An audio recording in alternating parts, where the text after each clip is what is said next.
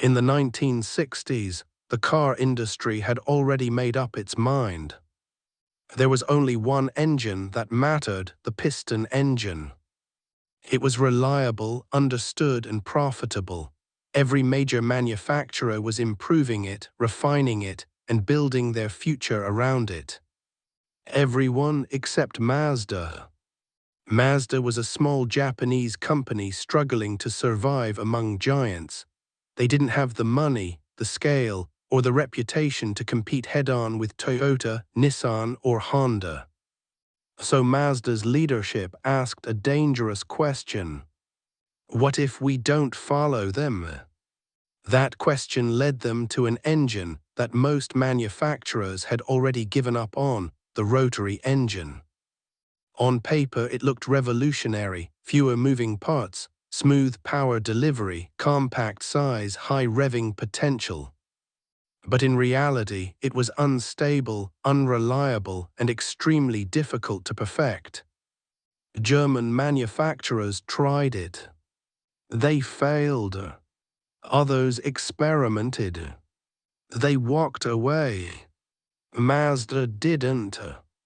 To Mazda, the rotary engine wasn't just technology, it was identity. They believed that if they could master what everyone else abandoned, they wouldn't have to compete on scale. They could compete on uniqueness. Engineers were assembled into a special group. Their mission was simple and terrifying. Make this engine work, or the company doesn't survive. Early prototypes failed constantly. Seals wore out, engines lost compression, oil consumption was high, customers complained. But instead of stopping, Mazda doubled down. They put the rotary into production cars. They marketed it aggressively. They bet their reputation on it. And slowly, quietly, the company became trapped by its own belief. Because once Mazda committed to the rotary engine, there was no easy way back. Inside Mazda's engineering divisions, the rotary engine became more than a project. It became an obsession. Engineers worked long nights trying to solve problems that shouldn't exist in a modern engine.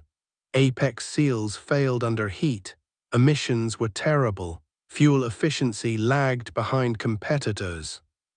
Every fix created a new problem. Executives grew nervous. Sales teams struggled to explain why Mazda cars were different and why customers should take the risk. Meanwhile, competitors surged ahead with better reliability and lower costs. Mazda was falling behind. But internally, giving up was not an option. Mazda engineers believed that if they quit now, the company would lose the only thing that made it special. They didn't want to become just another Japanese carmaker building safe, forgettable vehicles. So they kept going. More money was poured into development. More models were built around the rotary. More promises were made to the market. Then reality hit. Fuel prices rose, environmental regulations tightened, customers began prioritizing efficiency and reliability over uniqueness. The rotary engine was suddenly on the wrong side of history. Sales slowed, losses grew, Mazda's financial health deteriorated rapidly. And the worst part, Mazda couldn't simply switch engines without admitting years of effort had been wasted. The company was now emotionally invested, not just financially. What began as innovation had turned into stubbornness. By the late 1970s, Mazda was in serious trouble. The rotary engine, once seen as the company's future, was draining resources faster than profits could replace them. Warranty claims piled up. Development costs exploded. Competitors were outselling Mazda with simpler, cheaper cars. Internally, the debate became brutal. Some executives argued it was time to abandon the rotary engine and survive. Others believed quitting would erase Mazda's soul. The company was split. Then came the breaking point. Mazda faced near bankruptcy. Cash reserves were shrinking. Investors lost confidence. There were moments when the company's survival depended on outside help. Mazda accepted financial support, but with pressure. A pressure to cut losses. A pressure to become more conventional. A pressure to stop gambling on a dream. And yet, even at their lowest point, Mazda didn't completely give up on the rotary. Instead, they made a compromise. So the rotary would no longer be everything, but it wouldn't die either. Mazda scaled back, reorganized, and focused on survival. For a time, it looked like the rotary engine would quietly disappear. But some engineers refused to let it go.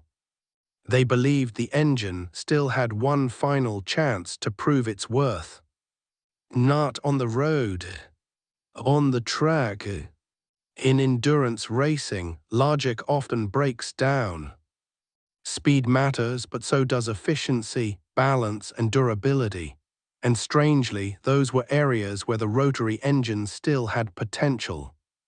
Mazda made a bold decision. They would take the rotary to Le Mans. Most people thought it was insane. Mazda was already struggling financially. Racing was expensive, and no rotary-powered car had ever won at that level. But this wasn't about marketing. It was about proving that decades of belief weren't wasted. Years of development followed, failures continued, critics mocked them. Then, in 1991, something unbelievable happened. Mazda won the 24 Hours of Le Mans. Against giants. Against expectations.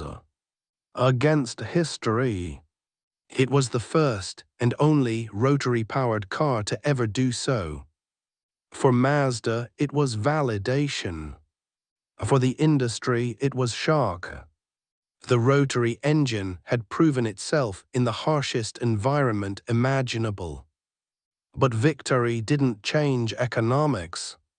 Regulations tightened, racing rules shifted, emissions laws grew stricter. The rotary's moment of triumph was real but brief. Mazda survived. That alone makes this story unusual. The rotary engine didn't become mainstream. It didn't replace piston engines. It didn't reshape the industry. But it shaped Mazda. The company learned painful lessons about belief, identity, and balance. They became more disciplined, more realistic, but they never fully abandoned their willingness to be different. Even today, the rotary engine lives on as an idea, revived, reconsidered, remembered. To some, it represents wasted resources and stubborn leadership. To others, it represents courage in an industry that punishes risk. Mazda's story isn't about winning. It's about survival.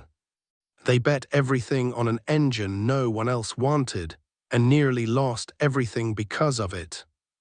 But without that bet, Mazda might not exist today. And that leaves us with an uncomfortable question. Is innovation worth it? If it almost destroys you? Mazda's answer was never clear. But they're still here.